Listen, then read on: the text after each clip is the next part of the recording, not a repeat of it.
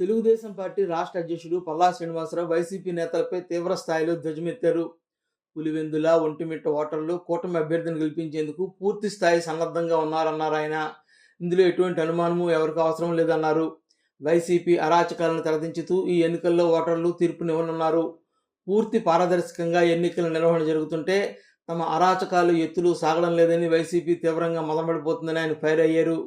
మేము తెలుగుదేశం పార్టీ అంటేనే ప్రజాస్వామ్య విలువలకి ఎప్పుడు కూడా మద్దతు ఇస్తూ ముందుకెళ్ళేటువంటి పార్టీ కనుక ఈరోజు ఏదైతే ఒంటిమిట్టలో జరుగుతున్నటువంటి జడ్పీటీసీ ఎలక్షన్ కావచ్చు, అలాగే పులివెందులో జరుగుతున్నటువంటి జడ్పీటీసీ ఎలక్షన్ కావచ్చు, చరిత్రని తిరగరాయబోతుంది.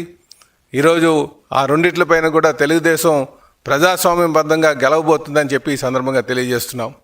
అలాగే ఈరోజు మీరు నామినేషన్స్ ఎంతమంది వేశారని చూస్తే పులివెందులో 11 మంది వేశారు, అలాగే ఒంటిమిట్టలో 11 మంది వేశారు. ఇవన్నీ కూడా వైసీపీ లక్కీ ఫిగర్స్. గతంలో ఏ రోజైనా సరే పులివెందుల్లో నామినేషన్ వేసేటువంటి పరిస్థితి ఉందా అని అడుగుతున్నాం. ఈరోజు 11 నామినేషన్లు పడ్డాయంటే ఇదే ప్రజాస్వామ్యంకి నిలువెత్తు సాక్ష్యం అని చెప్పేసి ఈ సందర్భంగా తెలియజేస్తున్నాం.